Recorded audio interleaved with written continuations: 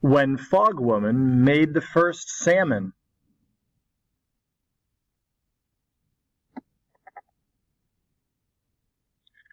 Once, in a far northern land, where rivers ran sparkling and cold, no salmon yet splashed in the stream, in the bays, or in the wind-tossed sea.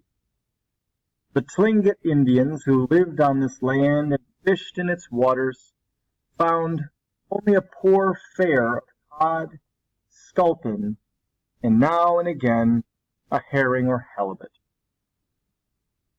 Raven, a mythical adventurer, sometimes represented as an Indian man, sometimes as a bird or in other form, lived with the Indians in this northern land. One day Raven and his two servants paddled his canoe out into the bay to fish. Soon heavy fog settled in, and Raven lost his way. Suddenly the ghostly mist began to clear from Raven's canoe, and he saw a shadowy woman, lovely as a dream. "I am daughter of Fog," she said.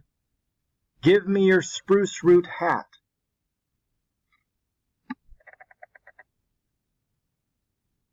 She turned Raven's hat upside down, and waving her slender arms, she pulled all the fog into the hat, where it disappeared. Soon the sun shone hot again.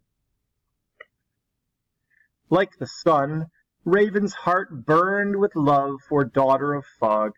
He took her to his camp alongside a stream that rippled down to the bay. Soon Raven and Fog Woman married. For 3 moons the couple lived in harmony. But Raven grew tired of his quiet life. One morning he slipped away from camp and paddled upriver.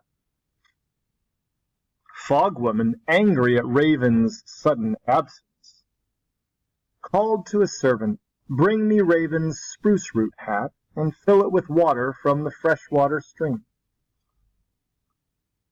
When the servant brought the water, Fog Woman dipped a finger into it and said, "Pour it out toward the sea." The servant obeyed, and immediately on the ground where he had poured the water, there flopped a new kind of fish. "A salmon," Fog Woman said to the frightened servant. "Hurry and cook it. We must eat it before Raven returns, lest he discover my powers."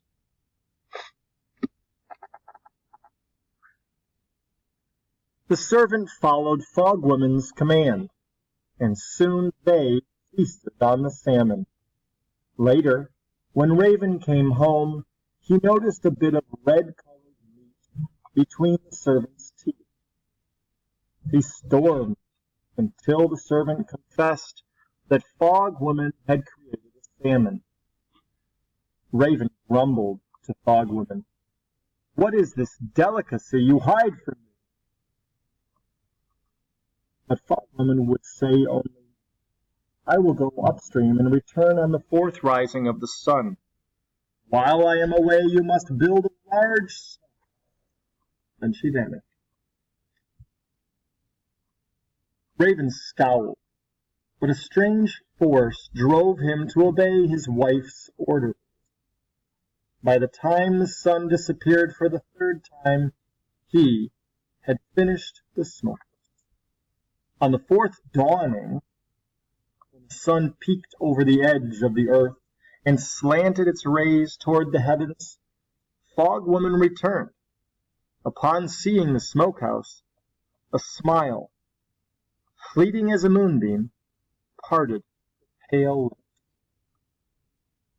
She waved her hand toward the bay and the stream, and bid Raven search in the water for salmon.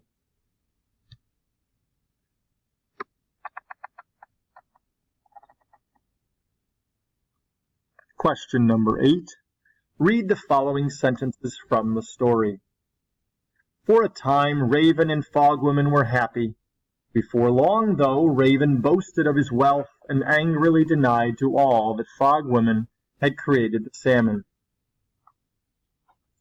What does this suggest about Raven and Fogwoman?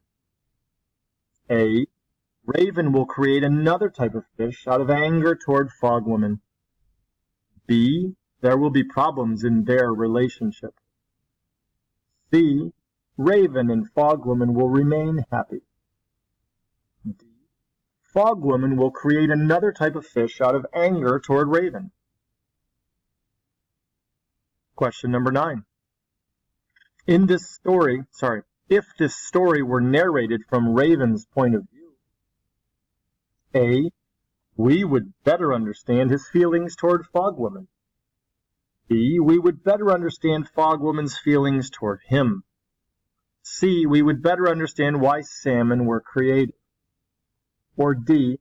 We would understand Raven's servants' feelings better. Question 10. Read the following sentence. Raven wailed in despair. This indicates that Raven's feelings are A. Positive, B. Negative, C. Neutral, or D. Non-existent.